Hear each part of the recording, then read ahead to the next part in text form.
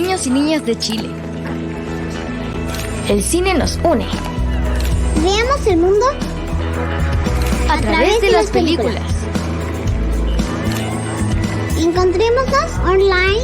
en el 9º Festival Internacional de Cine para Niños y Niñas y Jóvenes, Ojo de Pescado, del 29 de agosto al 6 de septiembre, en ojodepescado.cl.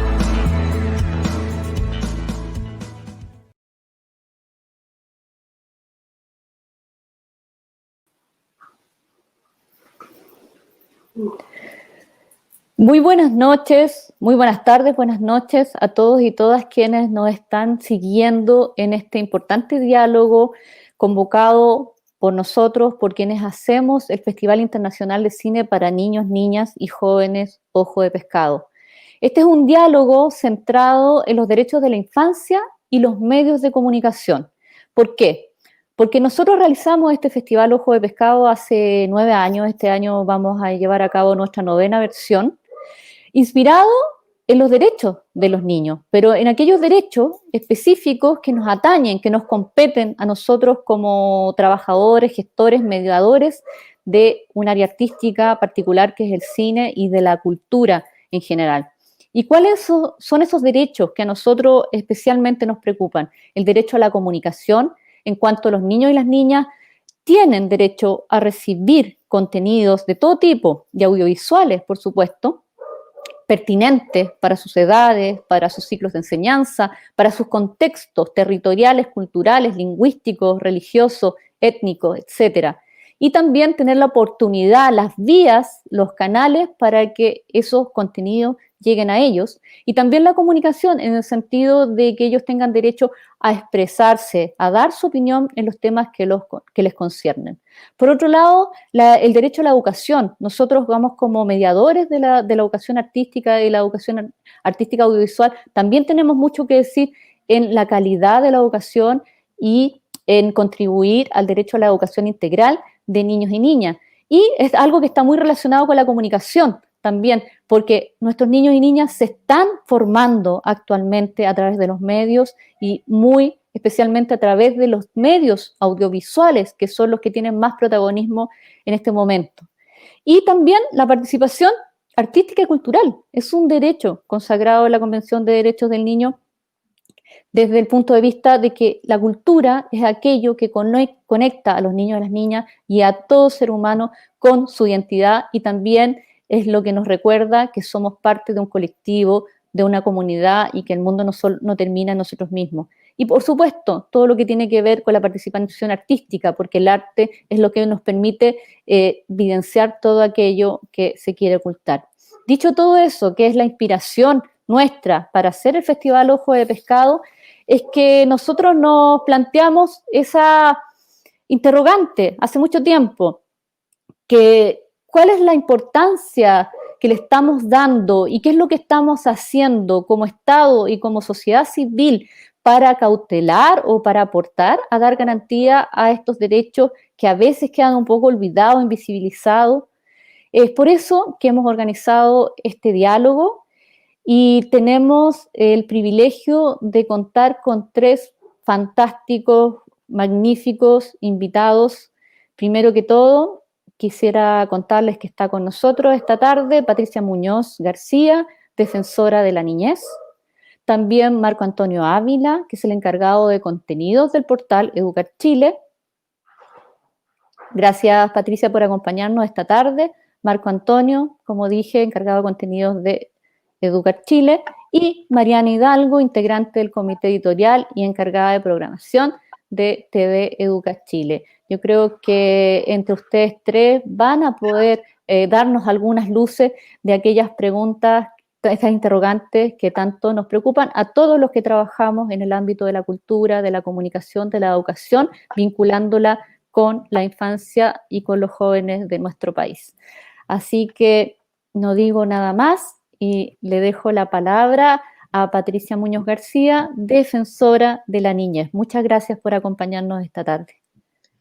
Muchas gracias, Alejandra, gracias al festival y a sus organizadores por invitarnos a participar como Defensoría de la Niñez. Estoy muy contenta de tener este espacio de conversación y me imagino también de interacción con quienes están conectados,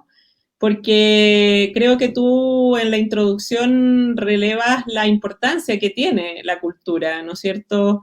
para niños, niñas y adolescentes y para cualquier persona. Es parte de cómo contribuimos a la formación integral en seres holísticos que realmente podamos insertarnos en una sociedad con una comprensión mucho mayor y favoreciendo espacios desde esa perspectiva, y que este trabajo que ustedes realizan esté enfocado precisamente en niños, niñas y adolescentes. Cuando vemos tanta invisibilización de niños, niñas y adolescentes en nuestro país, realmente llena el corazón y agradezco mucho poder tratar de contribuir con algunos comentarios sobre esta materia. De alguna manera, tú lo decías, Alejandra, la Convención sobre los Derechos del Niño establece de manera muy enfática la importancia de la participación de niños, niñas y adolescentes y también cómo se debe delinear su libre expresión, ¿no? En ese sentido, cuando hablamos del derecho a opinar, el derecho a participar y a expresarse libremente, indudablemente esto está relacionado con la posibilidad de intervenir desde la perspectiva de lo cultural, artístico también. Pero adicionalmente a ello, la Convención asegura a niños, niñas y adolescentes un derecho que tiene que ver con el descanso, el esparcimiento, el juego, actividades recreativas propias de la edad y a participar libremente en la vida cultural y en las artes. No solo tenemos ese tratado internacional, también está el Pacto Internacional de Derechos Económicos, Sociales y Culturales, que precisamente establece que los estados deben garantizar, ¿no es cierto?, lo que se relaciona con la participación de las personas en la vida cultural y artística como un derecho, a gozar de beneficios del progreso científico, a beneficiarse de la protección que la cultura brinda. Y desde ese punto de vista, por tanto, lo que hace el Festival Ojo de Pescado va muy en línea con una demanda que debiera cumplir el Estado chileno, pero que ciertamente se logra suplir a través de la actividad de la sociedad civil que organizadamente y con apoyo también del Estado en algunas partes contribuye a garantizar en este caso el derecho de niños, niñas y adolescentes a una educación integral que involucra tanto la comunicación y expresión de sus opiniones como también la exhibición y la participación en el ámbito cultural que ustedes desarrollan con la exhibición de cine y también la promoción, ¿no es cierto?, de la creación audiovisual. Desde ese punto de vista, para nosotros como Defensoría de la Niñez es importante relevar lo que el Comité de los Derechos del Niño sostiene en este ámbito, que dice precisamente en su observación general número 17, que es a través de la vida cultural y de las artes que los niños, niñas y adolescentes y sus comunidades pueden expresar su identidad específica y el sentido que le dan a su existencia, configurando una visión del mundo que representa su encuentro con las fuerzas externas que afectan sus vidas. Y tomo en esto lo que tú decías, Alejandra, de la importancia de la pertinencia, ¿no?, de la pertinencia cultural en términos de cómo llega también a las distintas formas en las que niños, niñas y adolescentes se desarrollan. Y entonces la función de los estados en este ámbito no es imponer, sino que más bien es facilitar y proveer espacios que redunden en la obtención de acceso a este tema de la cultura y lo artístico. Y en ese sentido, los estados tienen obligaciones, sí, porque esta facilitación no es de cualquier forma. Esto obliga a los estados a brindar acceso a los niños, niñas y adolescentes a la oportunidad de experimentar la vida cultural y artística, adquiriendo por esa vía conocimientos que les den un amplio espectro, ¿no es cierto?, de las formas de relación entre ellos, sus pares, pero también entre los demás miembros de la comunidad. El Estado también debe brindar espacios de participación a niños, niñas y adolescentes para que les ofrezca oportunidades no solo individuales, sino que también en lo colectivo, de manera tal de comunicar, actuar y desarrollar creativamente este ámbito en pos del desarrollo de sus personalidades de manera plena. Y también debe asegurar la contribución a la vida cultural, que está relacionada con el derecho de los niños, niñas y adolescentes a contribuir en las expresiones espirituales, materiales, intelectuales y emocionales de las culturas y las artes, promoviendo así, como ya decíamos, la transformación de la sociedad a la que pertenece. Cuando hablamos del entorno óptimo en el que se desarrollan niños, niñas y adolescentes, obviamente tenemos que partir de la base de que ojalá ellas y ellos estén libres de situaciones de estrés que no haya situaciones de exclusión, de prejuicios y discriminación, que tengan un entorno en el que estén protegidos y, por cierto, que cuenten también con todo lo que involucre la accesibilidad a elementos y derechos tan importantes como los derechos culturales y sociales. Y en este sentido me gustaría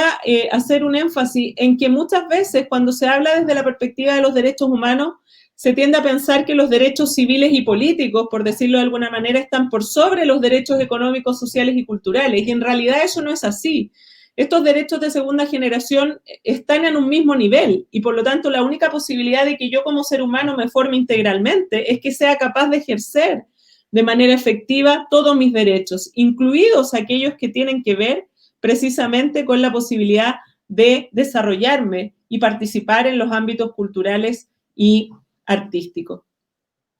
En este sentido me gustaría abordar algunas brechas o temas que son desafíos hoy día, que lo vienen siendo desde antes y que me parece que quienes me acompañan en este panel podrán desarrollar también en términos de cómo han tratado de avanzar en esta materia. Pero, por ejemplo, según el estudio realizado por la OECD el año 2013, Chile estaba bajo el promedio en los países miembros de este grupo, ¿no es cierto?, de esta organización, en las horas de asignaturas artísticas en el currículum educativo. Mientras el promedio general en estos países es de un 13%, en Chile apenas alcanza un 10%. Y en el caso de niños y niñas entre 12 y 14 años, el promedio que correspondía a un 10% en los demás países, en Chile no superaba el 8%. Esto demuestra que no hay ahí una intervención, una atención debida a esta materia desde el punto de vista del currículum. Si analizamos el plan de estudio 2018 del Ministerio de Educación, que está vigente hasta hoy día, nos damos cuenta que los adolescentes de 14 y 15 años son los que tienen menos porcentaje de asignaturas artísticas, equivaliendo solo a un 5,5% del currículum total para el caso de aquellos colegios con jornada escolar completa y un 6% en el caso de los colegios sin jornada escolar completa.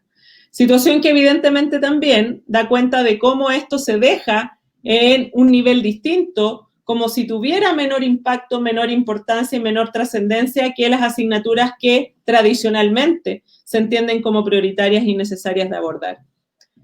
Desde ese punto de vista, las horas recomendadas obviamente son superiores a aquellos que generamos nosotros en nuestro país. Y la OECD nos dice que la evidencia de cualquier influencia de aprendizaje artístico en la creatividad y el pensamiento crítico o en las habilidades sociales y de comportamiento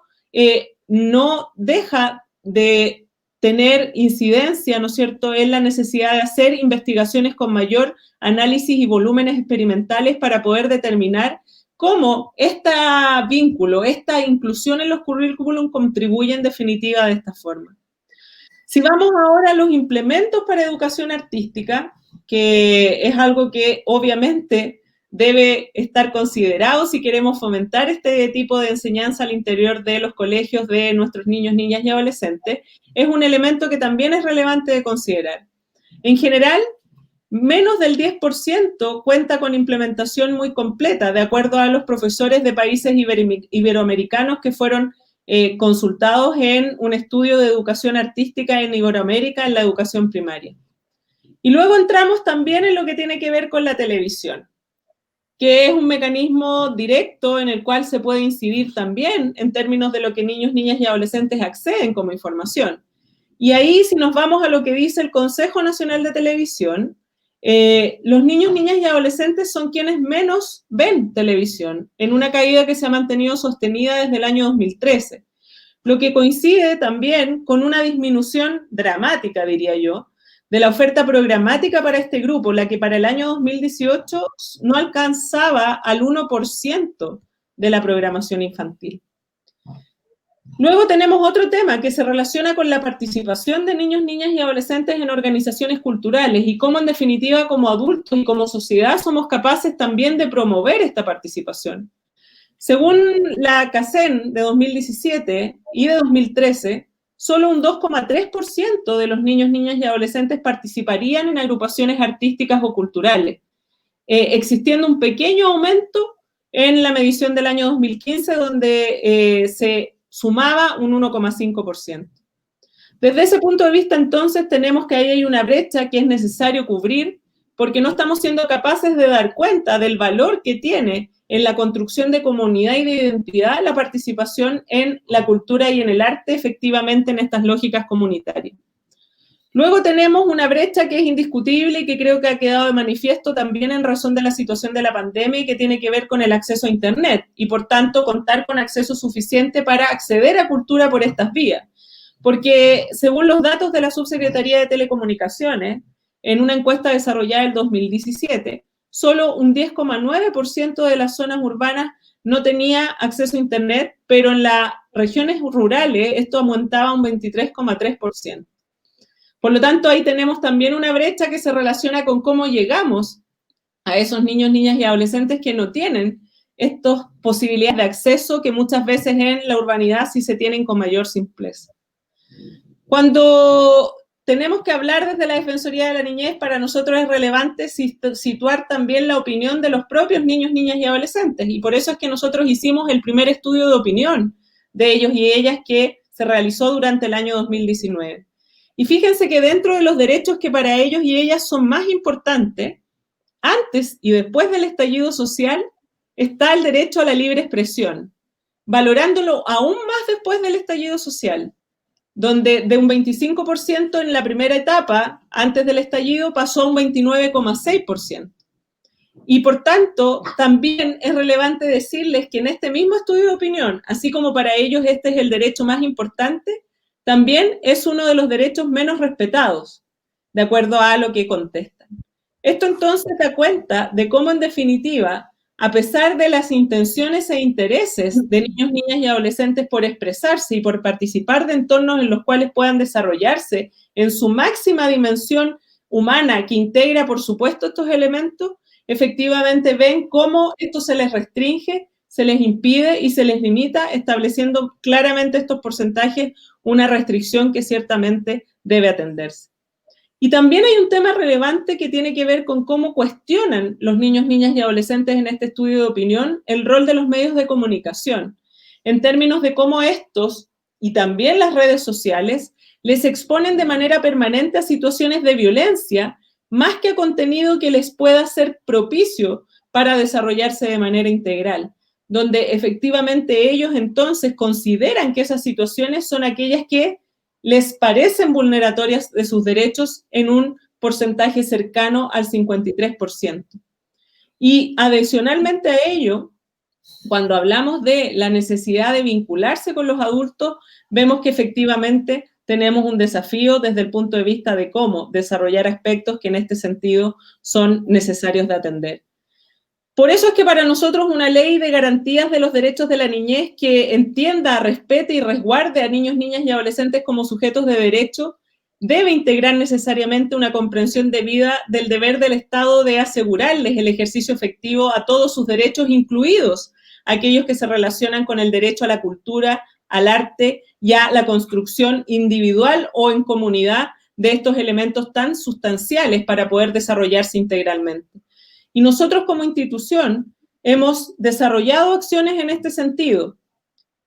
Obviamente quisiéramos desarrollar aún más, pero tenemos, por ejemplo, una convocatoria permanente que se llama Yo me expreso y participo, que es un proyecto de archivo de arte, que está siempre abierta para que niños, niñas y adolescentes puedan expresarse artísticamente de la manera que quieran y que nosotros como Defensoría de la Niñez podamos reunir esos trabajos y también difundirlos, obviamente con las autorizaciones de sus autores para efectos de relevar cómo les interesa participar y cómo pueden expresarse por distintas maneras.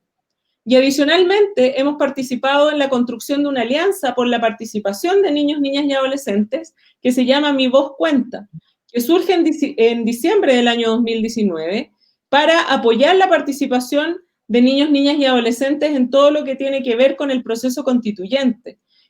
posibilidad que se generó, ¿no es cierto?, a raíz de esta modificación constitucional. Y esta alianza es súper importante porque reúne a organizaciones de adolescentes de distintas índoles, como la Asociación de Mujeres Jóvenes por las Ideas, Tremendas, Comparte tu Libro, quienes junto a instituciones como UNICEF, América Solidaria, universidades, sociedad civil y la Defensoría de la Niñez, pretenden y han desarrollado la co-creación de iniciativas que fomenten la participación de ellos y ellas y que dan cuenta también de cómo la creatividad y el desarrollo cultural y artístico de este grupo de la población es fundamental. Cuando nos enfrentamos a la situación de pandemia, quisimos hacer también la necesidad de mayores ajustes que estaban develando la incapacidad del Estado de poder desarrollar ámbitos particularmente relevantes. Y en ese sentido, nos parece necesario aprovechar esta instancia para contarles que creemos que el Ministerio de Educación debe necesariamente hacer ajustes curriculares que pretendan integrar todo lo que se relaciona con lo artístico y lo cultural de manera efectiva desde la primera infancia, relevando el poder que tiene en este sentido en términos de transformación y de valor social para construir ya sea en la vida individual de niños, niñas y adolescentes o de ellos en sus contextos comunitarios, familiares y sociales.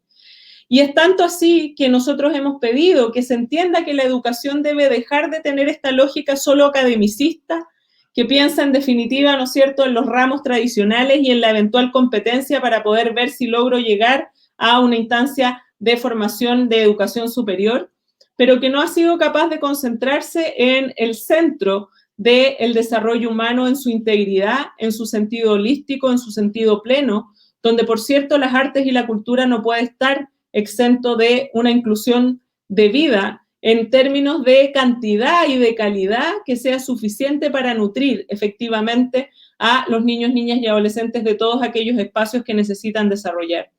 En ese sentido, vuelvo a celebrar esta instancia que genera el Festival Ojos de Pescado. Agradezco infinitamente la invitación porque me parece que ustedes, al desarrollar este tipo de actividades, fomentan y promueven de manera indiscutible que estos derechos a la cultura, a las artes, empiecen no solo a ser declarados, sino que tengan en definitiva un correlato en la realidad y que terminen permitiéndonos como país construir desde una lógica mucho más comprensiva del ser humano en su integridad aquello que niños, niñas y adolescentes necesitan y aquello que también el Estado chileno debe asegurarles en razón de los compromisos internacionales de derechos humanos que ha adquirido. Así que agradecida y espero sinceramente que las cosas se fortalezcan en este ámbito y que no solo la situación de pandemia haya promovido TV Educa Chile, sino que ese sea un espacio que se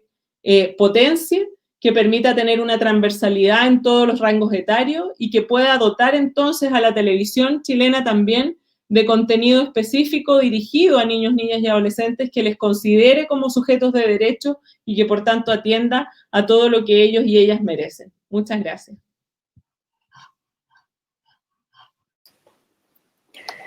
Patricia, muchísimas gracias por tu intervención. Nos hace mucho sentido que desde la Defensoría de la Niñez se promuevan cosas similares a lo que nosotros estamos tratando de promover desde nuestra modesta acción como sociedad civil. Así que tomamos con mucha seriedad lo que acabas de exponer. Y particularmente a mí me hizo mucho sentido aquello que dijiste con respecto al derecho a la libertad de expresión de los niños y las niñas, que es lo que ellos más destacan dentro de los derechos que les son conocidos y que también consideran que es uno de los derechos menos valorados. Es algo que nosotros también hemos recogido en nuestro trabajo directo con los niños y las niñas. Así que pasamos ahora a la intervención, al diálogo con Marco Antonio Ávila, que es el encargado de contenido del portal Educar Chile, y bueno, después estamos recogiendo preguntas de todos ustedes, de todos quienes nos están siguiendo en esta transmisión a través de Facebook, así que vayan dejando sus preguntas nomás. Adelante, Marco, muchas gracias por acompañarnos esta tarde. Hola. En primer lugar, saludarlas y saludarlos a todos en nombre de Educar Chile, agradecerles, ¿no es cierto?, esta invitación, Alejandra, a través tuyo, al Festival Ojo de Pescado. Nos parece que es una ocasión en la que hay que estar, ¿no es cierto?, especialmente para poder compartir algunas reflexiones sobre precisamente el arte, ¿no es cierto?, y los derechos de y los niños. Yo voy a hacer una presentación con algunas láminas que nos permiten como ilustrar quizás brevemente aquello que nosotros desde el ámbito de la educación y del aporte específico que hace Educar Chile, en términos de ser el portal más antiguo del país, pero también el que está directamente relacionado con las y los profesores en términos de los requerimientos que muchas veces manifiestan, ¿no es cierto?, sobre todo para el desarrollo y la implementación del currículum. Bueno, lo primero que quiero plantear, ¿no es cierto?, es que nosotros en los últimos años, ¿no es cierto?, si miramos a Chile dentro del contexto latinoamericano, pero también dentro del contexto mundial, podemos pensar, ¿no es cierto?, que hemos ido transitando o implementando, no con la rapidez que quisiéramos, ¿no es cierto?, algunos cambios que son importantes y que tienen relación, ¿no es cierto?, con los derechos de las y los niños. En primer lugar, ¿no es cierto?, esta valoración distinta que hay de niños, niñas y jóvenes en términos de entenderlos como sujetos, ¿no es cierto?, no solo sujetos de derechos, sino como sujetos activos, que son partícipes, ¿no es cierto?, de su aprendizaje. Si bien esto está a la base de los procesos pedagógicos desde siempre, hemos visto fundamentalmente empujado por la innovación y la creatividad, ¿no es cierto?, de nuevos enfoques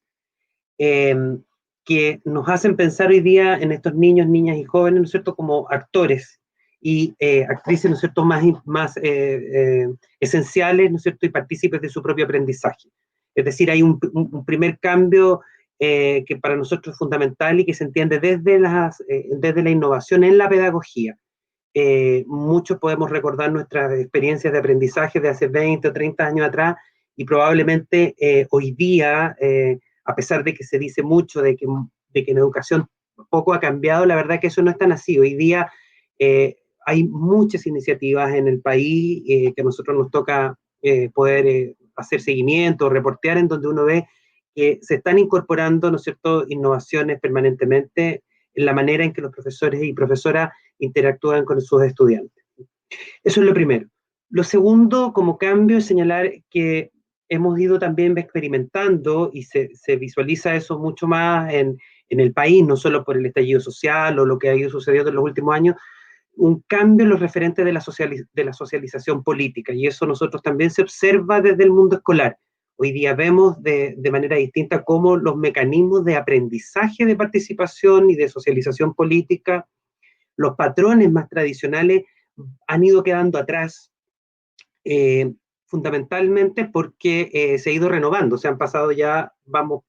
30 años quizás, ¿no es cierto?, desde la recuperación de la democracia, y por lo tanto las y los niños y jóvenes hoy día están experimentando una forma distinta, quizás con mucho menos temor a la participación política. Y nosotros vemos que eso es tremendamente positivo. Ya lo señalaba un informe, ¿no es cierto?, de PNUD de hace unos años, llamado precisamente Tiempos de politización, donde veíamos que ha ido aumentando la participación y el interés por los temas de la política. Y esto también pasa dentro de la escuela, y por lo tanto la noción respecto de derechos y responsabilidades, para no poner este binomio de derechos y deberes, ha ido aumentando, y también la mayor conciencia. Por otra parte, también esfuerzos desde la normativa. El Ministerio de Educación en el año 2015 presentó un proyecto de ley, ¿no es cierto?, que después se transforma el año siguiente en la Ley 20.911, que crea el Plan de Formación Ciudadana y que introduce un cambio, creemos nosotros, sustancial, en términos de decir que la concepción tradicional de educación cívica empieza a transitar hacia la de formación ciudadana. En la visión tradicional de la educación cívica se entendía a la y los ciudadanos desde los 18 años en adelante. En cambio, desde la mirada de la formación ciudadana se entiende a este ciudadano desde que comienza su proceso de socialización. O sea, eso podría ser desde el jardín infantil, desde que se deja, ¿no es cierto?, o la sala cuna, muchas veces, cuando se deja el espacio protegido del hogar y se insertan, ¿no es cierto?, estos niños y niñas pequeños, comienza este proceso de formación, que precisamente tiene que ver con el punto anterior de estos nuevos referentes de socialización política. Y por último, la responsabilidad, yo diría como la mayor conciencia quizás de la responsabilidad que tiene la escuela como institución de la sociedad, en tanto es la formadora, de las competencias ciudadanas, y por lo tanto la experiencia escolar es responsable también de esto. Esto no es nuevo, esto lo señaló John Dewey hace muchos años atrás, está a la base, ¿no es cierto?, de muchos educadores en distintas latitudes, la experiencia de Makarenko en Rusia, estaba hablando hace casi 100 años, John Dewey en Estados Unidos, Freinet en Suiza, o sea, en María Montessori, a la base de los grandes pensadores de la pedagogía, ya está establecido, ¿no es cierto?, que las competencias ciudadanas precisamente se aprenden dentro de la escuela. Entonces, estos cambios, de alguna manera, que nosotros podemos ver en los últimos quizás 15, 20 años y con mayor profundidad en los últimos 5 años, impactan en el sistema educativo y claramente hacen, ¿no es cierto?, que profesoras y profesores comencemos a pensar de manera distinta la interacción. Esto nos pone desafíos como, por ejemplo, qué significan estas competencias ciudadanas, de qué manera aseguramos la participación dentro de las salas de clase. Tenemos que reconocer también, ¿no es cierto?, que el sistema educativo y las maneras en que nos hemos relacionado muchas veces dentro de las salas de clase o de las aulas tiende a ser bastante tradicional. Hay una visión excesivamente adultocéntrica, hay una falta de equilibrio muchas veces dentro del poder. La escuela es una institución de alguna forma que a veces, ¿no es cierto?, más bien lo que hace es que un poco coarta a veces, ¿no es cierto?, las libertades a propósito del desarrollo de las normas, porque originalmente para eso surge también la escuela, para transferir muchas veces normas. Entonces, ¿cómo de alguna manera este desafío de pensar en la escuela como una comunidad en donde efectivamente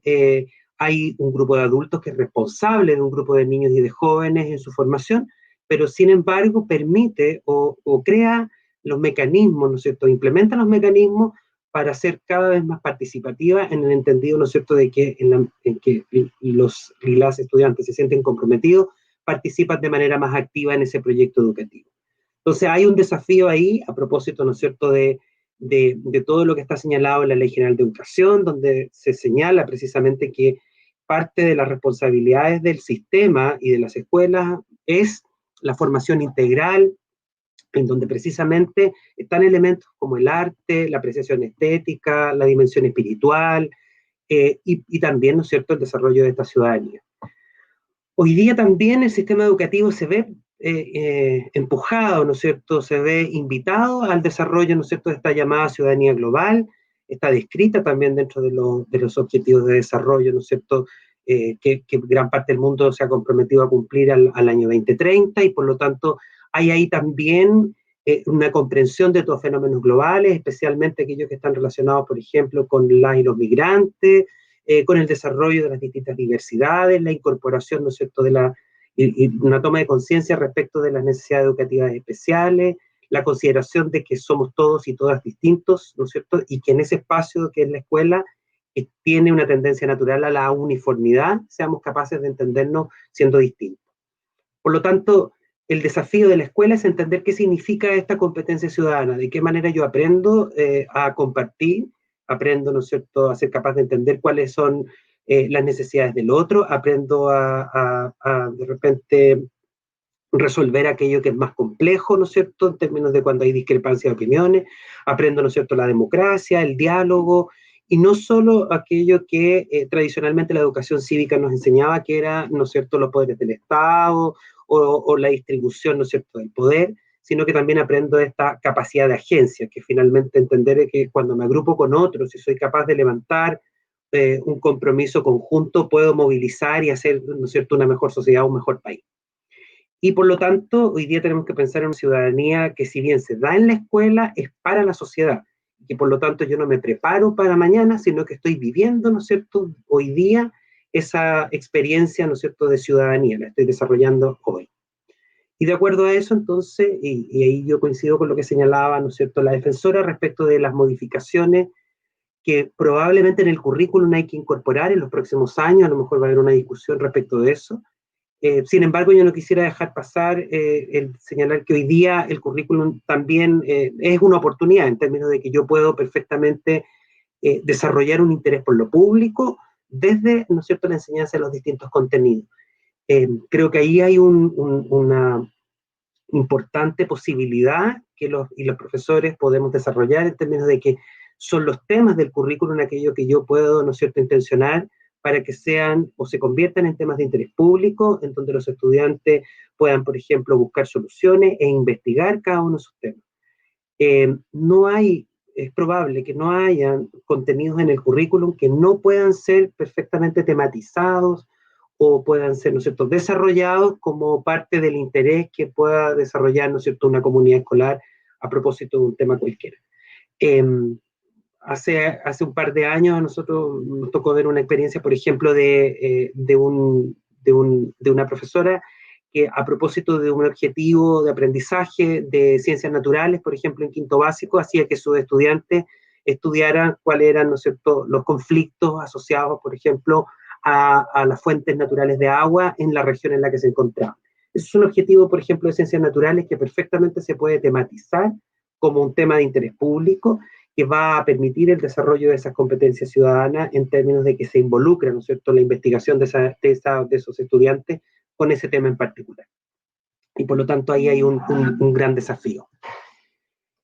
¿Qué temas son los que nosotros vemos hoy día que son pertinentes de incorporar y que probablemente pueden seguir esta línea de incorporación en el currículum actual o de modificaciones, ¿no es cierto?, de un currículum futuro, quizás, ¿no es cierto? Bueno, primero el tema de muchos principios cívicos que de alguna manera no estaban o que más bien habían desaparecido cuando se elimina la asignatura de educación cívica, asignatura que vuelve hoy día como educación ciudadana para tercero y cuarto medio, pero que también tiene un gran énfasis como eje transversal en la asignatura de Historia y Geografía y Ciencias Sociales, desde primero básico hasta segundo medio. Por lo tanto, uno podría pensar que hay una progresión y una trayectoria de los 14 años, si considero, ¿no es cierto?, pre-kinder y kinder, en donde puedo tratar temas asociados, ¿no es cierto?, a estos principios cívicos, ¿ya? En segundo lugar, el desarrollo, ¿no es cierto?, de competencias para la ciudadanía,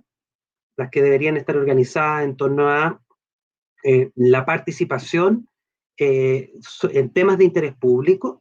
y el entrenamiento quizás de estas capacidades de agencia, que es la posibilidad de participar o de comprender cuáles son los mecanismos de participación en lo local, en lo regional, en lo nacional.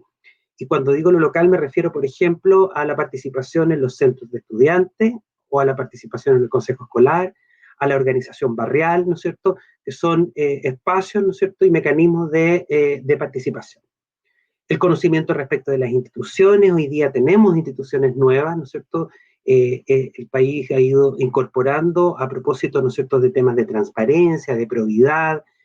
instituciones que antes a lo mejor no existían o que tienen mecanismos que permiten que la ciudadanía esté mucho más informada, ¿no es cierto? Por ejemplo, a propósito de la ley de transparencia, la posibilidad de conocer cuáles son, ¿no es cierto?, los intereses o las relaciones que hay entre los grupos de interés y los temas, por ejemplo, de la legislación. Otro tema importante para nosotros, a propósito, ¿no es cierto?, precisamente de las a veces noticias erradas o falsas que uno puede ver mucho en redes sociales, los temas de identidad, pluralidad y diversidad, en donde, por ejemplo, es importante que los estudiantes logren tomar conciencia del valor que tiene la diversidad en todas sus expresiones dentro del ámbito escolar. Por ejemplo, hoy día, a propósito, ¿no es cierto?, de las poblaciones migrantes. Comprender el valor que tiene la migración es un tema, ¿no es cierto?, que va a permitir también tomar conciencia de esta llamada ciudadanía global. Los temas de convivencia, los temas, ¿no es cierto?, de cultura de paz, que son también temas que para nosotros no son, a lo mejor a veces aparecen lejanos, pero que también son muy importantes. Y por último,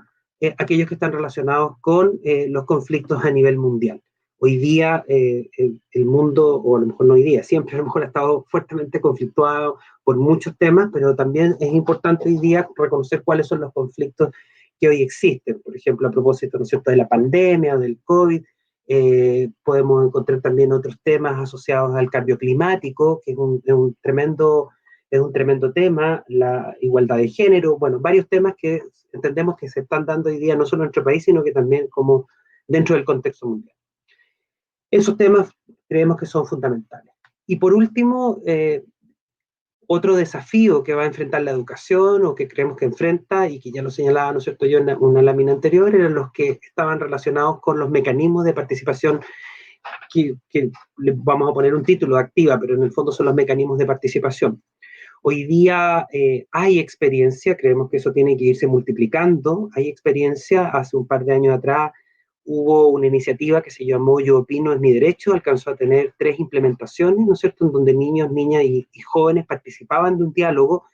que era impulsado, ¿no es cierto?, desde el Ejecutivo, especialmente el Ministerio de Educación participaba, ¿no es cierto?, de esto, promoviendo estos diálogos para que mucha gente participara, especialmente los niños, y pudiese con eso reconocerse cuáles eran, ¿no es cierto?, sus desafíos, sus sueños, qué es lo que querían, cómo pensaban el país, cómo soñaban finalmente su escuela, desde cuestiones muy sencillas hasta visualizar en el futuro el país en general. Esos fueron unos diálogos con miles de niños participando, ¿no es cierto? Todo esto está hoy día sistematizado en un informe que me imagino ha permitido el desarrollo, ojalá, de algunas políticas de infancia posterior. Otra experiencia bien interesante realizada por el Ministerio de Educación y el Ministerio de Salud hace unos años fueron los parlamentos escolares saludables, en donde había una relación entre los organismos de la sociedad civil y los estudiantes que trataban temas a propósito, ¿no es cierto?, o discutían, dialogaban en torno a temas relacionados con la salud.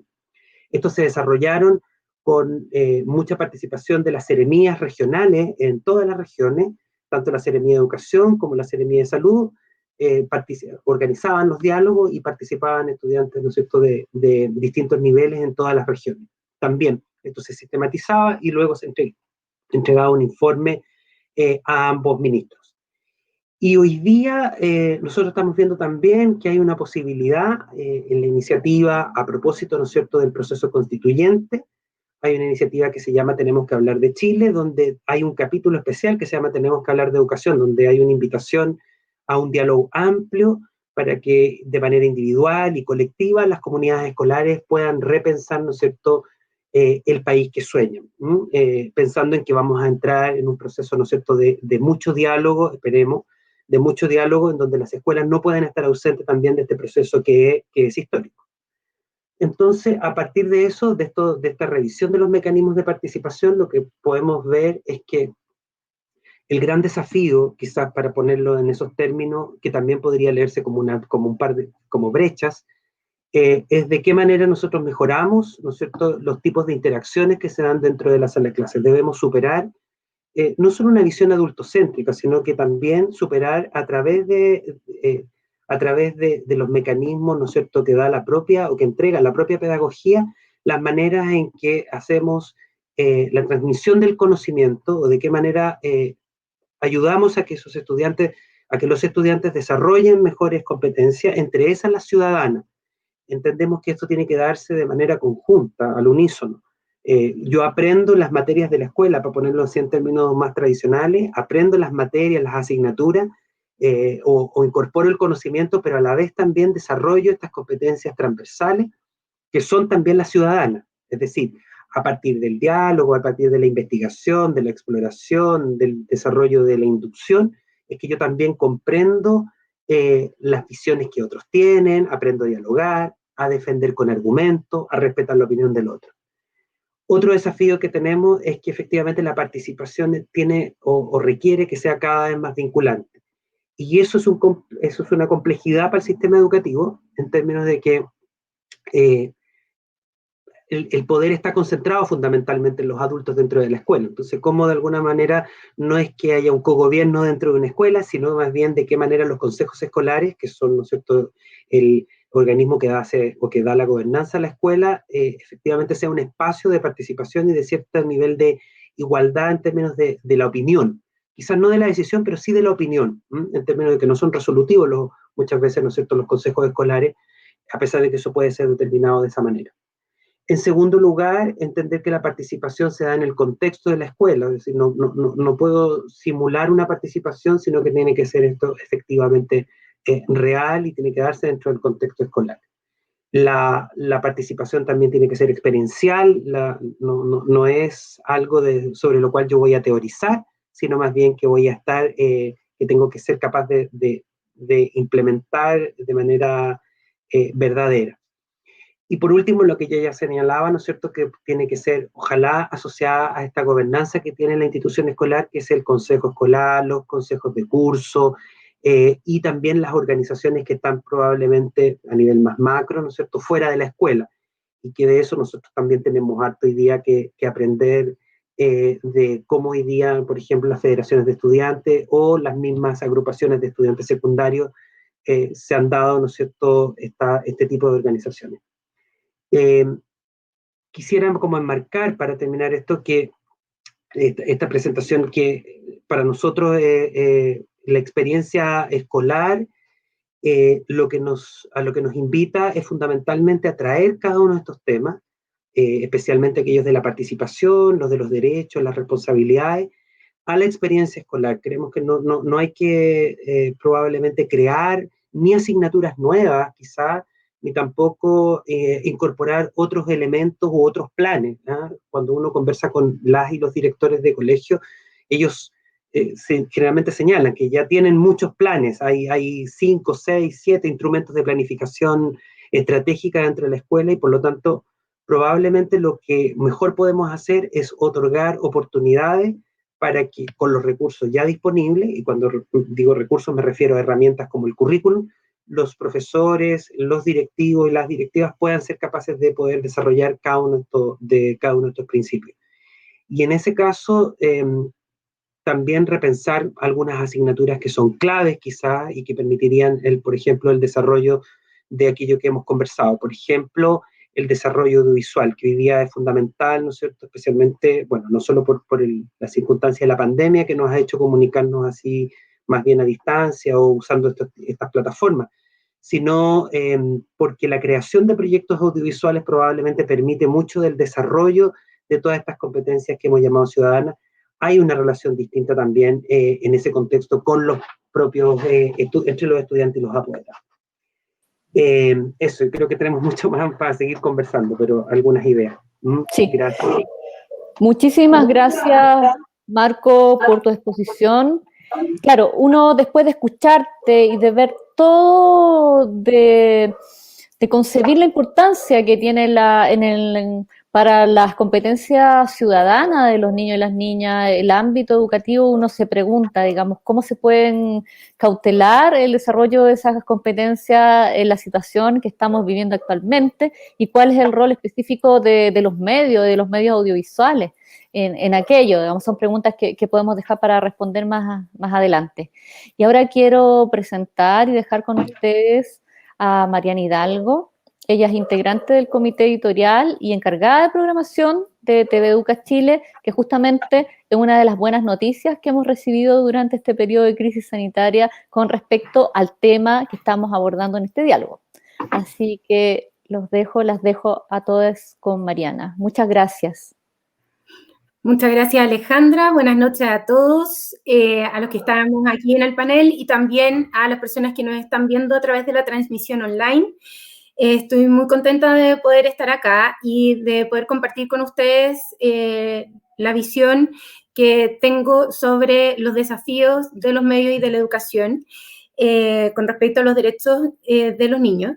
Pero antes de eso también quería un poco hacer un punto con respecto a lo que señalaba la defensora de la niñez, con que efectivamente los niños, niñas y adolescentes son los que menos ven televisión. La verdad es que no es que vean menos televisión, ven contenidos audiovisuales, no necesariamente a lo mejor a través de la pantalla tradicional, la buscan en otras partes y también ven la televisión tradicional, pero en los últimos años han ido viendo más los contenidos de adultos. Y cuando hablo de los últimos años estoy hablando de un tránsito que lleva 15 años, en que los niños sostenidamente han estado más observando noticiarios, teleseries y docu-realities también, y realities, más que programas solo para ellos. Y efectivamente se cruza con que ha disminuido a lo mejor la oferta de televisión, particularmente para niños y niñas, en televisión abierta. Sin embargo, eso también se da porque ellos buscan sus propias experiencias. Y esto a veces de compartir espacios con televisión de adultos que ofrece a lo mejor otros estímulos, puede terminar produciendo lo que nos ha pasado en Chile, que efectivamente tenemos niños y niñas un poco más adultizados que en el resto de Latinoamérica para el consumo televisivo. Lo cierto es que en TV Educa Chile lo que hemos visto y hemos podido recibir algún tipo de mediciones a través de Cantar y Bope, es que sí los niños están viendo el canal. Tenemos 1 de cada 3 niños que ve televisión está sintonizando TV Educa Chile, y además otros targets que también se han ido sumando, no solamente los niños. Uno puede suponer que también detrás de eso hay otros niños que no están siendo medidos directamente, pero lo bueno es que uno efectivamente puede comprobar que a través de una televisión de calidad las familias se están viendo beneficiadas en su conjunto, ¿ya? Y eso obviamente que no solamente le hace muy bien a los niños y niñas hoy día, por muchos motivos que también voy a mostrar en una presentación que tengo, sino que por supuesto que le hace muy bien a toda la construcción de sociedad, ¿ya? Quiero compartirles un poco una presentación, voy a ver que me resulte bien, ya que lo habíamos probado antes y resultaba todo bien. Aquí tengo...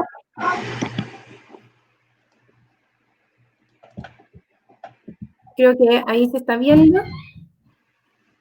Y que hable precisamente de los desafíos para la educación y los medios de comunicación. Y esto parte porque asumamos tanto la educación como los medios que tenemos una alta responsabilidad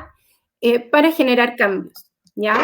Y esos cambios van desde cosas que pueden parecer muy sencillas, pero que incluso en el hablar, en cuando hablamos desde los medios y desde la educación, todavía no cambiamos. Y como sabemos, el lenguaje instala realidades, entonces es sumamente importante para todos nosotros empezar a generar estos cambios.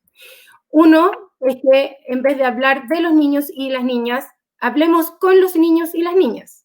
Muchas veces hablamos de ellos, sobre ellos, de lo que hay que hacer y lo que no hay que hacer, pero la verdad es que con suerte hablamos con nuestros propios hijos o con los niños que podamos tener cerca, pero no conocemos realmente a la infancia en su totalidad. Lo mismo pasa con escuchar sobre los niños. Escuchamos mucho con respecto a la infancia. Se habla del lugar que tienen que tener los niños y niñas que viven en territorio nacional en nuestra sociedad, pero no los escuchamos a ellos. Y sabemos que eso es uno de los temas que más demandan, de sus derechos que más demandan. Otro tema son las acciones con respecto a la infancia, pero hay poco de acciones que modifiquen realmente la situación concreta en que viven y se desarrollan niños y niñas. Y otro tema que es sumamente importante es dejar de verlos solo como niños y niñas que deben ser instruidos y verlos como ciudadanos, o sea, verlos de igual a igual. Y desde ahí vamos a aceptar que tienen mucho que aportar. Y cuando digo mucho que aportar, no es que tengan que tener posgrados y conocimientos y grados universitarios para poder hablar. Desde su desarrollo, los niños van generando influencias, como les decía antes en el caso de TV Educa Chile, y como hemos visto que las familias también ven el canal en sus senos familiares o en los grupos que los rodean. Y si uno escucha realmente a los niños, si uno habla con los niños y concreta acciones que vayan modificando cómo viven los niños,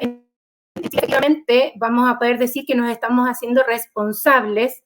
de ellos. Y eso no es todavía una mirada adultocentrista, sino que todo lo contrario. Es de alguna manera ir poniendo a los niños en el centro. Sin embargo, tenemos un gran tema que resolver y es justamente cómo podemos hacer que medios de comunicación y educación terminen una especie de enemistad que existe, porque en general,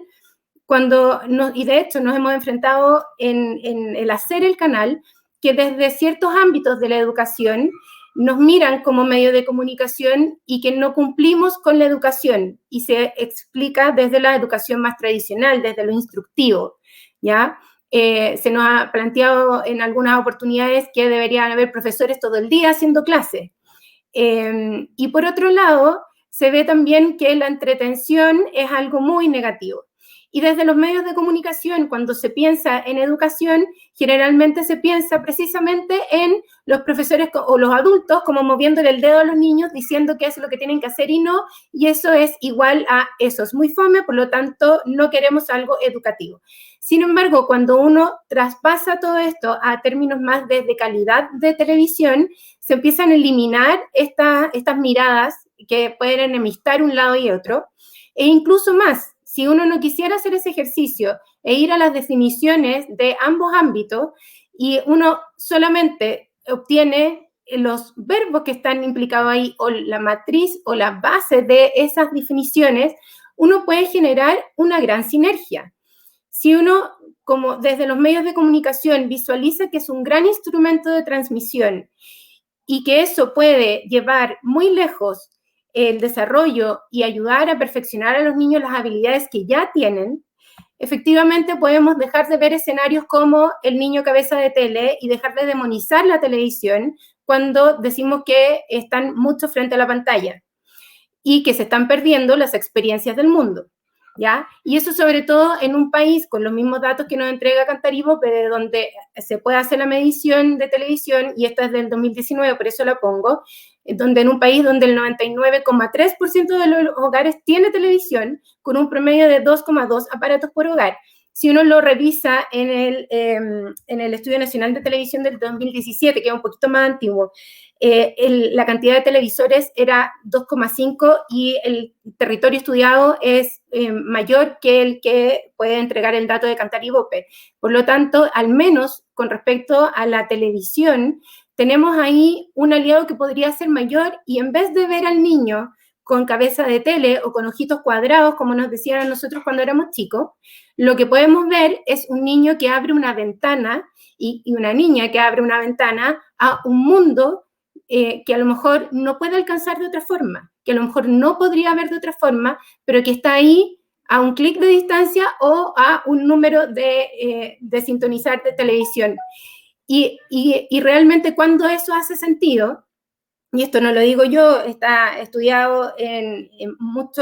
hay muchos estudios de televisión infantil fuera de Chile, además de los que conocemos acá del Consejo Nacional de Televisión. Pero quiero citar este que es del Instituto Central Internacional para la Juventud y la Televisión Educativa de Alemania, que además promueve el Festival Internacional Prix y que patrocina otros festivales que se realizan en Iberoamérica, como el ComKids de Brasil, que se está realizando en estos días. Y ellos, en este estudio, que era del 2012, de hecho, decían que la televisión como un medio que puede permitir y generar espacios educativos reales, realmente ocurre cuando los niños sienten que se les toma seriamente como individuo, cuando se genera un sentido de pertenencia con aquello que están viendo, y eso además se puede extrapolar a la sociedad en la que viven. Cuando el material ofrecido realmente lo pueden usar para su proceso de construcción de identidad. Y ese usar no es solamente verlo, sino que de alguna manera que llegue incluso al aula. Cuando además se logran reconocer a ellos mismos en lo que están viendo, por eso es que es tan importante la producción nacional de contenidos, y sentir también que su propia imagen no se ve amenazada, ¿ya? Y eso tiene que ver con las formas, con las representaciones de género, con los tipos de niños que se van generando y con las distintas habilidades que uno puede transmitir a través de la televisión, en el caso de la televisión, ¿ya? Si uno le preguntara a los niños cómo uno podría terminar esta enemistad o tal vez recelo que hay entre educación, el mundo de la educación y el mundo de los medios de comunicación, probablemente responderían algo que cuando uno le pregunta a los niños cómo uno puede volverse a ser amigo de alguien, te lo dicen, y es, bueno, conoce al otro. Y para conocer al otro en un sistema como el nuestro hay mucha tarea que hacer, pero se puede hacer. Se ha hecho en los países latinoamericanos y yo estoy convencida que en Chile se puede hacer, y es un momento en que se puede empezar de verdad a implementar. Desde la educación, por ejemplo, valorar los medios como una herramienta. Incluso no solo los programas de televisión realizados para niños y niñas, que son el mundo ideal, ¿cierto? pero a veces sabemos que los niños ven otro tipo de contenido y que se vuelven muy populares entre ellos. Si uno valora a los medios como herramienta y empieza también a conocer lo que los niños están viendo, probablemente puede instalar comunicación con ellos mucho más directa y más efectiva. Y además puede hacer realmente una escucha activa porque va a saber de qué están hablando los niños. Eso va muy de la mano con generar formación de audiencias, que tanto los niños desde muy pequeños, desde la primera infancia, como quienes los rodean, puedan entender de qué se tratan los formatos televisivos, cuáles son, por ejemplo, las líneas editoriales de los sistemas de televisión, por qué es importante, por ejemplo, un canal público. Ese tipo de cosas se pueden hacer si es que uno instala la formación de audiencia tanto en los niños como en los educadores y como en los adultos responsables que rodean a esos niños, ¿ya? Por otro lado, los medios también tenemos un camino que recorrer, como por ejemplo, dejar de ver lo educativo solo como lo instructivo y de verdad dejar de pensar cada vez que nos dicen que hay un programa de calidad o que hay un programa educativo que va a terminar un adulto moviéndole el dedo al niño, ¿ya? Otra cosa importante es realmente conocer el currículum escolar, y eso no solamente para los medios, es también para aquellos que producen contenidos para niños. ¿Y por qué es importante? No solamente para hacer programas que vayan en línea con el currículum escolar, sino que tal vez para algo más importante todavía, y es que buscar cómo se puede complementar el currículum escolar. Ahí un poco lo que nos señalaban hace unos momentos y que tienen que ver con aquellos temas que podría uno decir, pucha, se puede solucionar haciendo un ramo más, pero tal vez no es necesario. Y sobre todo con una herramienta tan importante como lo audiovisual, se pueden trabajar y además se pueden integrar en otros tipos de temas. No necesariamente si uno quiere hablar algo que le haga falta, por ejemplo, a las artes, va a tener que hacer solo un programa que trate de las artes. Se puede hacer un programa que viene desde el ámbito socioemocional y que efectivamente potencia el desarrollo de las artes, ¿ya? Para eso es súper relevante también poder conocer y valorar la investigación que está fuera de estos dos ámbitos. Hay algunas investigaciones que obviamente están más vinculadas con el tema audiovisual y otras con el medio de educación, pero hay otras investigaciones, como hace unos días mencionaba en otro seminario con respecto al tema del estudio en las neurociencias, y que es sumamente relevante porque nos ha ayudado a entender cómo funcionan los cerebros de los niños, y por eso que también es importante que uno conozca, porque de esa manera puede generar mejores contenidos para ellos, pensando en sus reales capacidades, en la forma en que ellos entienden, en la forma en que se van conectando al mundo y sacar el mejor provecho para ambos lados, ¿ya? Todo esto es lo que realmente permitiría generar espacios para la existencia de una gran alianza estratégica que nutra a todo el sistema. Y por eso quiero contarles un ejemplo que su realizador y creadora fue muy gentil de autorizarme a hacerlo, y se trata de Renata, que si bien es del ámbito de un ramo que es mucho más tradicional con las matemáticas, ha tenido un tránsito muy interesante. Renata, yo conozco esta serie desde antes que fuera serie de televisión, cuando se iba a presentar al Fondo de Fomento del Consejo Nacional de Televisión hace unos 10, 12 años atrás, o tal vez un poco más. Y en ese minuto era Renata y las matemáticas. Renata es una niña que no le gustan las matemáticas y que conoce a este personaje verde que es Piti, por Pitágoras, y que finalmente la va a ayudar a acercarse a los conceptos matemáticos y a entenderlo. No necesariamente que le terminen gustando las matemáticas, pero sí que ella vea la utilidad de las matemáticas, ¿ya? Esa es la finalidad que tenía Renata cuando recién comenzó. Pero 10 años después, y en el tránsito, no solamente Renata se convirtió en fundación, sino que también ha tenido un proceso de maduración que ha pasado desde estos conceptos matemáticos a efectivamente complementar también lo que se puede hacer en el currículum escolar, y hoy día está más orientado a plantearle a los niños la resolución de problemas. Y también pasó de un programa de televisión que resolvía absolutamente todo en su historia a un programa donde motiva a los niños a buscar respuestas y no les da la respuesta, ¿ya? sino que más bien les plantea solo el problema y estimula entonces que los niños puedan pensar cómo resolver el problema que tiene Renata en ese momento o alguno de los amigos de Renata. Es interesante este ejercicio porque efectivamente se nace un proyecto televisivo que aborda un problema o un tema de educación directa, pero que en el tránsito ha hecho eco de investigaciones, ha trabajado con personas como Patricio Fellmer, que fue Premio Nacional de Ciencias Exactas en 2011, que tiene el apoyo de la Universidad de Chile. También, obviamente, estuvo financiado, tuvo un fondo Explora CONICYT, y ha logrado llegar también a las aulas en forma presencial, además de lo que tienen como medio, como contenido audiovisual hoy día. ¿Y qué genera todo esto? Es que en el fondo las matemáticas o un ramo que es muy tradicional termine en otra mirada, en algo que deja de ser tradicional y que es muy importante para las habilidades de los niños, niñas y adolescentes hoy día en el siglo XXI. ¿Ya? ¿En qué entran los medios en toda esta historia? En que una vez que Renata llega a la pantalla de TV Educa Chile, les voy a poner unos datos que me compartieron los realizadores también, y donde se pueden comparar. Ellos tienen una página web y tienen también un canal de YouTube. Y en el canal de YouTube, ellos entre el 27 de abril y el 11 de agosto del 2019 tenían 81.600 visitas.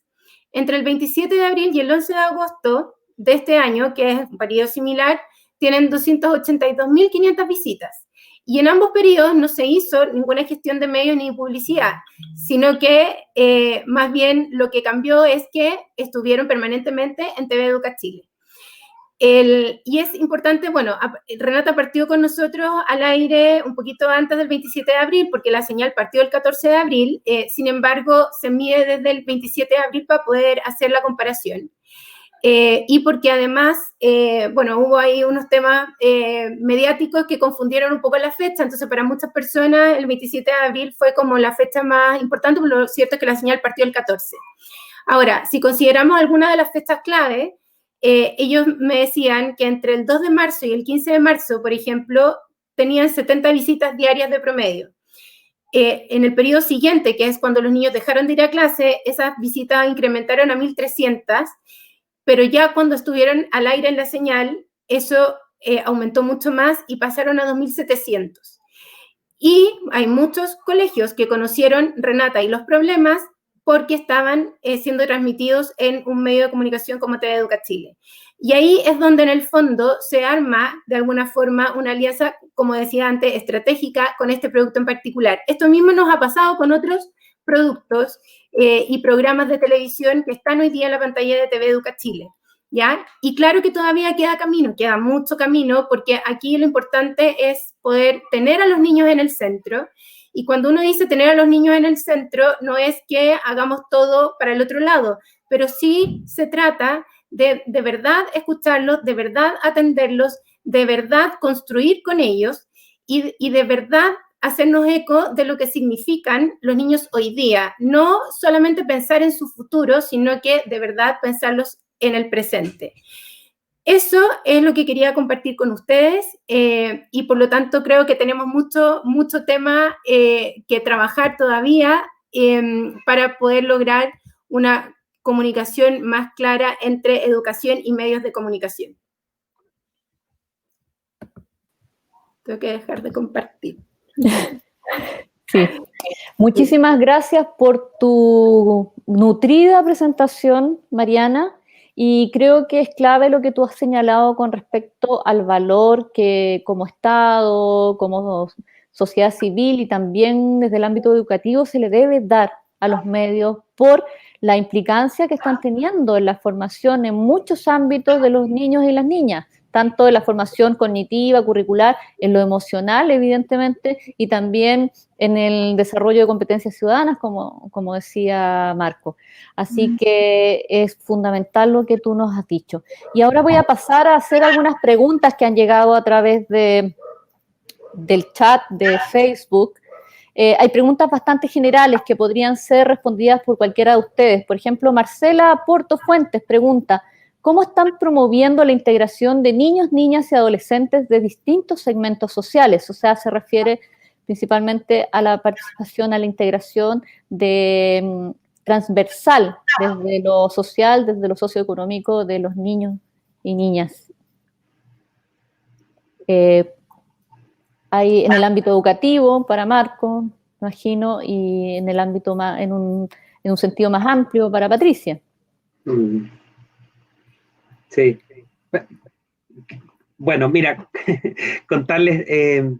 mira, hay una constatación. Nosotros en Educar Chile hicimos una encuesta, se llama Vinculando Aprendizaje, y también hemos tenido algunas reuniones con directivos y directivas, ¿no es cierto?, de estos colegios. Y probablemente hay algo que que aparece no es que aparezca, estaba, pero yo creo que se hace más patente, ¿no es cierto?, más cercano, o hay más conciencia respecto de cierta desigualdad a partir del estallido, y que con la pandemia eso se profundiza. Y que creo que es bien interesante mirarlo hoy día, o sea, cuando nosotros estamos pensando en los derechos, ¿no es cierto?, de los niños y los jóvenes, y pensamos en elementos o más bien medios como la televisión, tenemos que pensar que un gran desafío es probablemente iluminar, como dicen los especialistas, el país completo. O sea, tenemos que ser capaces en los próximos años de tener electricidad y ojalá wifi en todo el país. O sea, ese es un esfuerzo que deberíamos hacer como país, con tal de que en el fondo todos tengan acceso a la electricidad primero, y después de la electricidad a la conectividad, y después de la conectividad o en paralelo con la conectividad, herramientas, instrumentos, lo que nosotros llamamos el fierro, que en el fondo es el computador, la tablet, ¿no es cierto? Eso es lo primero. Tenemos que ser capaces como país de rápidamente remontar esa brecha que existía, que a lo mejor hay constancia, pero que por distintas razones, cada uno tendrá una opinión respecto a eso, la hemos dejado de lado. Entonces, creo que eso es primero para hacer esta promoción de todos los niños y niñas y adolescentes, para que todos puedan acceder. Yo creo, tal como lo planteaban tanto la defensora como Marcela, esta necesidad de que efectivamente tengamos hoy día, ojalá, muchas opciones. Hoy día está el internet, están las plataformas, pero también está la televisión, y yo creo que también tenemos que aprovechar esa herramienta. Está la radio, que también hoy día ha sido de gran utilidad, y tenemos que aprovechar cada una de ellas como maneras y formas de poder llegar a los niños y las niñas. Sí, en ese sentido creo que no hay que demonizar ninguna forma de llegar y de establecer conexión con niños, niñas y adolescentes. Ni lo digital, yo comparto plenamente lo que se ha planteado, tampoco la televisión. Si el tema es cómo, cuando les hacemos parte, en razón de que son sujetos, son personas, y por tanto tienen los mismos derechos a ser iguales y dignos como los adultos, cómo transformamos la lógica de interacción entre eso y los niños de una manera que sea provechosa para su bienestar. Y en ese sentido, bueno, el tema de la inequidad es bien brutal. Mira, yo como defensora de la niñez, a mí debo reconocer que me enrabia muchas veces que estemos hablando del 5G cuando hay niños que no tienen agua en este país. Porque esa es la realidad. O sea, nosotros ganamos un recurso de protección en la Corte de Valparaíso por los niños que no recibían 100 litros de agua en Petorca,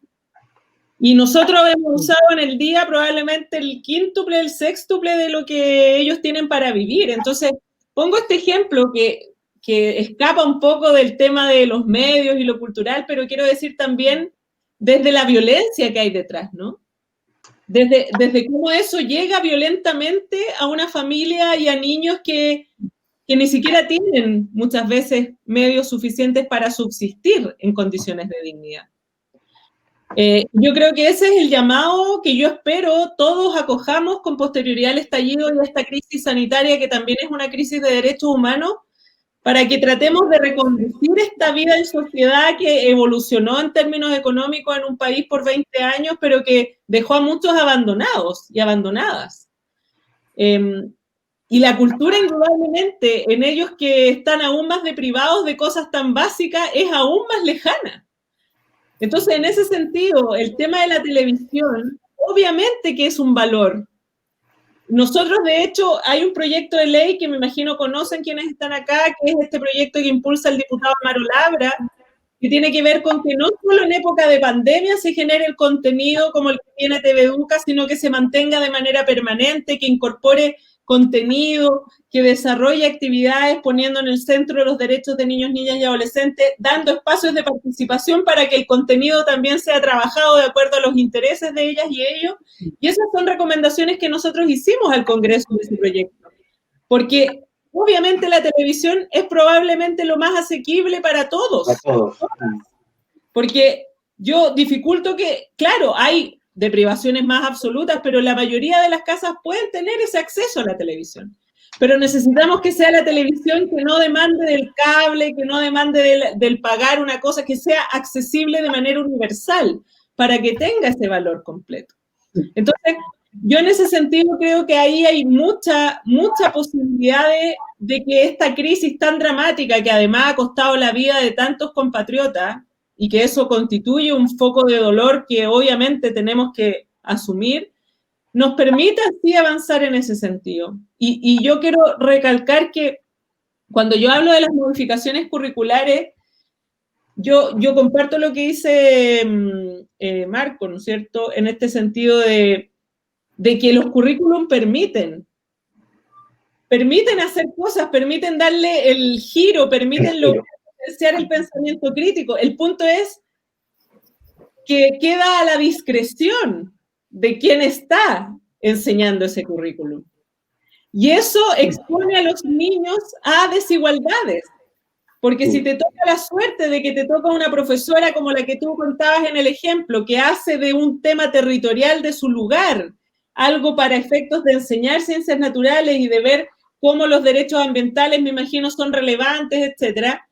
esos niños obviamente logran desarrollar ahí un pensamiento crítico, comprometerse con los derechos medioambientales, etcétera. Pero en otras escuelas eso no va a pasar, porque queda en definitiva a la disposición más o menos, o también la capacidad,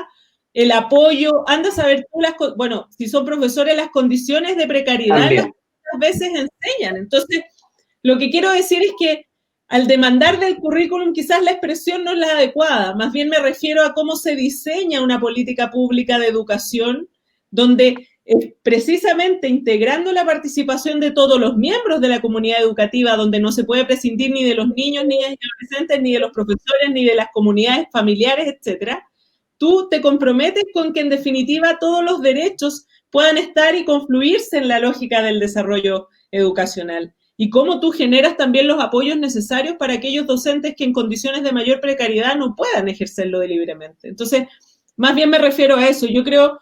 que acá hay desafíos, pero también me parece, y pretendo ser optimista, de que podemos impulsar cambios que son imprescindibles, urgentes y necesarios, donde sin ninguna duda los medios de comunicación tienen un rol fundamental, la televisión, la radio, como decías tú, las redes sociales, las aplicaciones, en fin,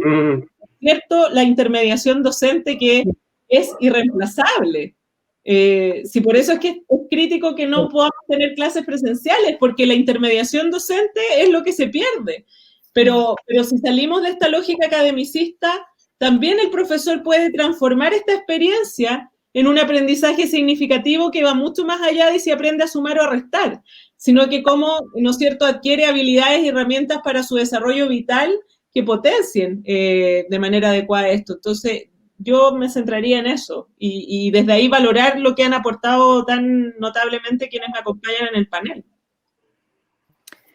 Sí, estoy bien de acuerdo con lo que plantea Patricia, y por eso también que de verdad vuelvo sobre el tema de la formación de audiencias y de quienes se vinculan directamente también con los niños, porque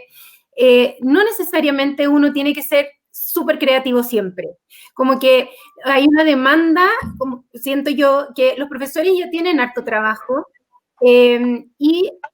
además se les exige que en situación actual, sobre todo con el tema de las pantallas y de lo que significa hacer clase a través de una pantalla, se tengan que hacer cargo de generar y de cambiar toda la forma en que ellos saben a lo mejor relacionarse con los niños en una sala de clase a través de una pantalla. Y eso no es fácil para nosotros que hacemos televisión con las audiencias en general, los adultos incluidos, menos podemos exigirle a los profesores que lo hagan de un día para otro. Y por eso es que la invitación también, si es que hay profesores que nos están escuchando, de verdad es que observen los contenidos de TV Educa Chile y vean cómo les puede facilitar mucho la pega, porque los niños efectivamente ven tele. Y ven estos contenidos, y no los ven por televisión, los que tienen la posibilidad de verlos por YouTube, los ven por YouTube también. Entonces, es súper relevante que entiendan de qué les sirve o para qué les sirve. Nosotros tenemos, bueno, la señal tiene 4 pilares, que es despierta, descubre, crea y diviértete.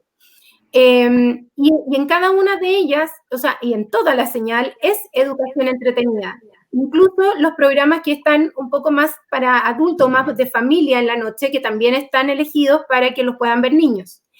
Pero si uno hace el trabajo de hacerle doble clic a cada uno de estos programas, se va a encontrar con que hay mucho tema con el que se puede conversar con los niños, niñas, adolescentes también, pese a que el contenido audiovisual en Chile de verdad está más trabajado hasta los 12 años, por tema de cuáles son los fondos que premian ese tipo de contenido, no es porque nadie lo haya querido tomar, digamos, ¿ya? Pero hay un tema ahí de financiamiento, y porque además los adolescentes también tienen derecho a que se les trabaje sus contenidos audiovisuales de la forma en que ellos los consumen, no necesariamente tendríamos que meterlos a todos al mismo saco, entonces sería como egoísta hacer eso, digamos, ¿ya?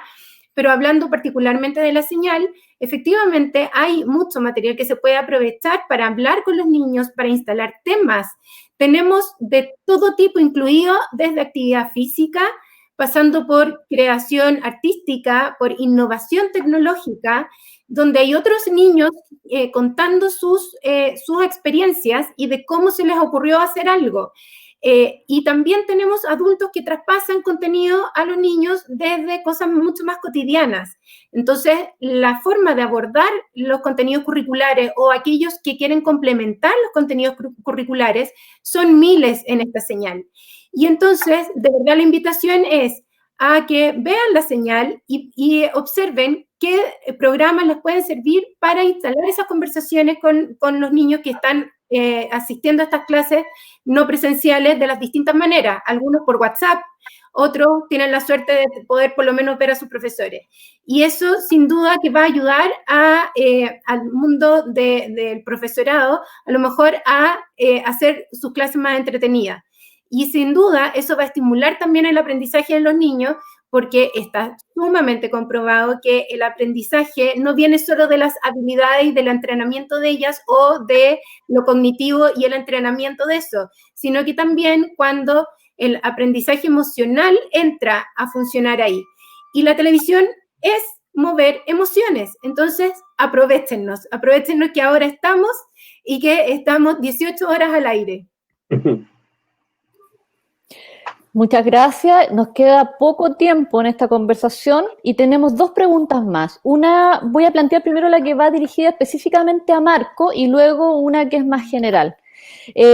Primero, saludos de Silvana Sáez, directora de Educación de la Corporación Municipal de Valparaíso, y ella te pregunta, Marco, si sostienes que la formación ciudadana está alejada de la convivencia escolar, ¿se entienden como ámbitos paralelos, como políticas institucionales escolares? Bueno, saludos a la directora de Educación de la Comuna de Valparaíso. No sé si se entendió a lo mejor eso, pero en ningún caso. Probablemente estamos hablando de focalizaciones que de alguna manera nos ha pasado en el sistema educativo, y es un poco lo que decía Patricia, como que si uno no lo pone en evidencia y no lo nombra, pareciera que no estuviese. O sea, el desarrollo de la ciudadanía está de alguna manera incluso en una ley considerada ilegítima, como fue en su minuto la LOCE, ya habían definiciones ahí respecto de un tipo de ciudadano, que es discutible o no, pero hay una definición. Sin embargo, con la Ley General de Educación se vuelven a recalcar todo esto, se hace una descripción respecto de lo que implica, ¿no es cierto?, el desarrollo integral, y entre eso también está la declaración del tipo de ciudadano y ciudadana que se quiere desarrollar. Y luego lo que tenemos nosotros es una política de convivencia escolar que tiene ciertos principios, que está asociado fundamentalmente a el desarrollo de la resolución de conflictos o los tipos de interacción que hay dentro de la sala, dentro de la comunidad escolar. Y en el 2015, ¿no es cierto?, se promulga esta otra ley, que es la Ley de Formación Ciudadana, que crea el plan. Entonces hay como una invitación a que los equipos directivos lo que hagan, lo que tienen que hacer más bien es construir experiencias de aprendizaje que le permitan a los estudiantes incorporar estas competencias. Entonces se van superponiendo de alguna manera todas estas normativas, y lo que hacen es que están invitando a la escuela precisamente a hacer aquello que uno espera que pase, que en el fondo de la declaración del instrumento, porque uno puede declarar muchas cosas en un instrumento, eso se traspase a prácticas, y esas prácticas concretas precisamente son las que, como señalaba bien Patricia, puede que sucedan o no, que de alguna manera quedan a veces en el arbitrio de cada uno, en las competencias. Entonces probablemente una cosa bien interesante sería, ahora vinculando un poco con lo que han planteado sobre la televisión, es demostrar ciertas experiencias y colocando ejemplos de cómo estas competencias más transversales se desarrollan a partir de los distintos contenidos. O sea, la mezcla que de alguna manera nosotros separamos, ¿no?, pero que no está separado, como decías tú, lo emocional con lo cognitivo, con lo transversal, debería ser, ¿no es cierto?, un conjunto de habilidades que se van como tejiendo entre ellas, y que el estudiante en su experiencia no ve la diferencia. Porque yo aprendo este contenido, voy desarrollando ciertas habilidades y además desarrollo también actitudes. Y eso es finalmente el desarrollo integral. No ha costado mucho, pero precisamente porque los modelos pedagógicos más tradicionales han hecho esto, que es separarlo, o que es como proponer que hay algunas asignaturas que son más importantes que otras, y eso es un error. Probablemente tiene que ver con la política evaluativa de tantos años, relacionadas con la medición estandarizada SIMS. Tenemos que desaprender mucho de eso para en el fondo pensar de que todo es importante y que esto tiene que darse en conjunto. No, hay cosas que son particulares en la ciudad, en el desarrollo de la ciudadanía, pero que están muy cerca y muy vinculadas al desarrollo de la convivencia escolar también. Y bueno, hay una pregunta más general que nos va a permitir cerrar, creo yo, de muy buena forma esta conversación, que está planteada desde México por Nicolás Schwarberg.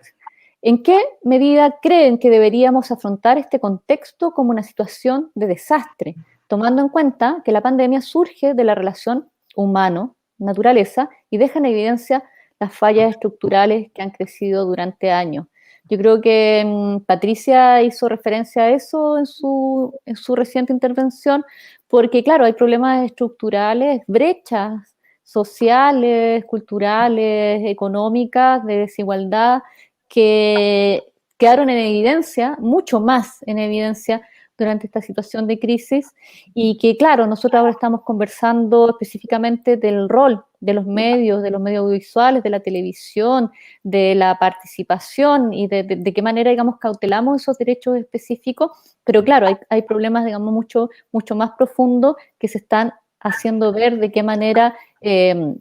no creo que, digamos, podamos hacernos cargo de todos ellos, pero sí aportar desde nuestro ámbito, de alguna manera, a esos procesos de transformación de nuestra sociedad, de nuestro país, que son necesarios. Complemento la pregunta hecha por Nicolás. Y creo que es un buen tema para cerrar este magnífico diálogo que hemos tenido. Sí, yo creo que parte del desafío de los medios y de lo audiovisual también tiene que ver con recoger las experiencias y con brindar espacios para que precisamente las crisis sean visibilizadas y se permita desde ese punto de vista también constituirse en algún mecanismo de que las personas que sufren estas situaciones de desigualdad puedan expresarlo y explicitarlo, pero eso requiere y demanda del cuidado que no siempre se tiene por todos, de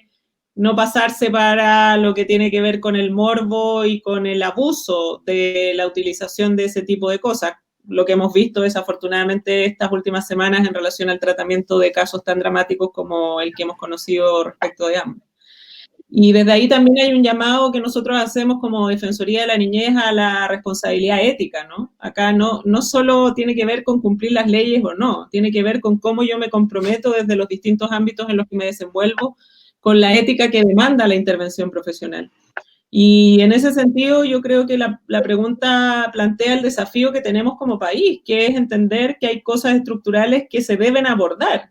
Porque seguir haciendo como que en realidad estamos bien y somos OSD y somos mejor que los otros países de la región y tapando o metiendo la basura debajo de la alfombra,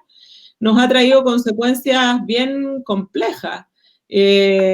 Cuando hablamos del estallido social, la respuesta no puede ser la criminalización o la respuesta punitiva, sino es capaz de atender al origen de ese estallido, a la demanda que está detrás de ese estallido. Entonces,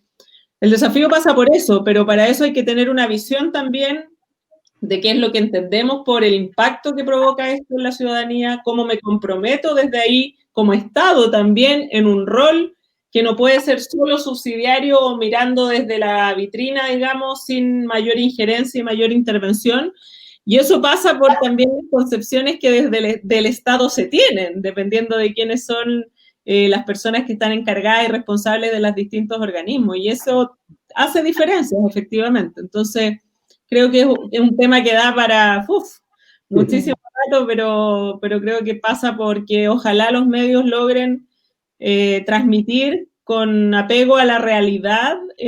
sin morbo y respetando los principios éticos básicos y elementales que tiene que ver con el ejercicio de esas funciones y profesiones y roles, la posibilidad de visibilizar esto de manera de que nos promueva esos cambios que tanto necesitamos. Sí, quiero sumar, bueno, hay que decir además estallido social que parte por movimiento de adolescentes. Entonces,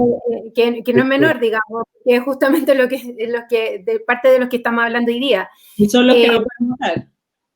¿Perdón? Y son los que no van a poder votar. Claro. Y son los que no van a poder votar. Que generaron ellas y ellos. Efectivamente, y así muchos de los temas que generalmente abordamos como sociedad de alguna manera también vienen desde ahí. Entonces, es sumamente importante, de verdad, bueno, desde los medios de comunicación, obviamente que siempre hay una responsabilidad, como bien dice la defensora, y en eso yo creo que estamos todos de acuerdo.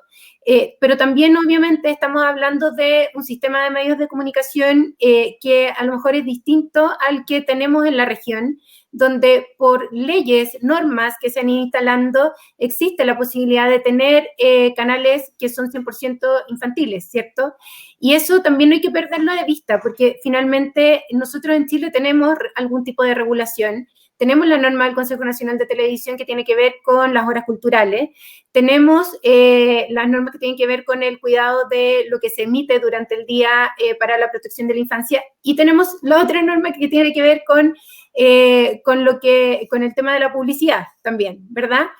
Pero no hay algo que promueva que efectivamente los contenidos infantiles tengan otro tipo de presencia. Con esto no quiero decir que haya que hacer todas las leyes y que todo tenga que ser así, sino lo que quiero decir es que si nosotros como sistema de alguna manera empezamos a generar cambios, empezamos a visualizar de verdad a los niños como ciudadanos y no solo como niños, probablemente todo el resto de las cosas se van a ir alineando. No es necesario que tengamos que absolutamente regular todo para que las cosas funcionen, pero sí tenemos que tener un cambio de mirada y evidentemente hay algunos temas que va a haber que regular. Sí, eso no hay otra forma, digamos, pero sí es súper necesario y de verdad es prioritario, siento yo, que todos los actores que estamos vinculados con infancia de verdad veamos la posibilidad que se instalen estas otras miradas de tener a los niños en el centro y eso es lo que realmente puede empezar a generar el cambio, porque ahí es donde efectivamente las voces de los niños se levantan. Marco, ¿algo que quieras agregar? No, mira, yo lo único que sumaría a propósito de lo que han señalado es que efectivamente el desarrollo de estas competencias que hemos llamado así como, que se llaman, ¿no es cierto?, competencias ciudadanas, se tienen que dar de manera real. O sea, en el fondo la participación no es una figuración, es concreta, y yo creo que en eso hay una cosa que hay que reconocer como una brecha, ¿no es cierto?, en el sistema escolar, o los sistemas escolares de masa, que tienen muchos años, siglos, ya 2 siglos, 3 siglos, desde que se masifica. El objetivo original del sistema escolar fue la uniformidad. En el fondo era crear eso, como la uniformidad, porque era un momento de la historia en el mundo así. Hoy día, reconocer la diversidad al interior de las salas de clase y al interior de las escuelas es un tremendo desafío. Entonces pasa por esta concepción de derechos que se han señalado muy bien aquí por Patricia, ¿no es cierto?, respecto de la necesidad que tenemos de hacer esa valoración real de quiénes son los sujetos que están dentro hoy día de la escuela, niñas y adolescentes. En la medida en que yo los reconozco como tal, efectivamente va a ir cambiando también la visión que tiene el adulto respecto de ese niño. Y claramente la situación, esto es de carácter estructural, o sea, hay un cambio de mirada que efectivamente es el que tenemos que comenzar a implementar todas y todos. Sí, exactamente. Justamente un cambio que es cultural. Y yo creo que ahí nosotros, los que trabajamos desde el ámbito de la gestión y la mediación cultural, tenemos harto que hacer. Así que por eso mismo quiero dejarlas y dejarlos invitadísimos a que nos sigan y nos acompañen en esta 9ª edición del Festival Internacional de Cine para Niños, Niñas y Jóvenes Ojo de Pescado, que se va a realizar a partir del 29 de agosto hasta el 6 de septiembre, completamente en línea a través de nuestra página web, gratuito, así que a través de esa pantalla van a poder tener una ventana hacia el mundo, hacia lo mejor de la cinematografía de Europa, de Asia, de Latinoamérica y, por supuesto, de nuestro país, que ha sido especialmente hecha con enfoque derecho para nuestros niños y niñas. Así que síganos en nuestras redes sociales, Facebook, Instagram, en Twitter, también en nuestro canal de YouTube y en la página web, que es donde van a estar a disposición estos contenidos, ojodepescado.cl. Y los invito también mañana a que sigan en la segunda etapa de este diálogo, donde va a participar Alejandra Arratia de Educación 2020, Andrea Osorio de Fundación Chile y 3 profesores y profesoras que han sido parte de procesos de educomunicación o de educación artística cinematográfica con ojo de pescado o con otros proyectos similares. Así que quedan invitadísimos mañana también a través de Facebook Live a las 19 horas. Muchísimas gracias, infinitas gracias a Patricia, a Mariana y a Marco, porque ha sido una conversación tremendamente enriquecedora para mí en lo personal y para todos los que la hemos seguido. Así que muy buenas noches. Gracias, buenas noches. Muchas gracias. Chao, chao. Adiós.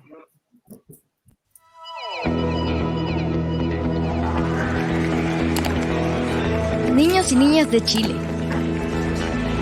El cine nos une. Veamos el mundo A través de las películas. Encontrémonos online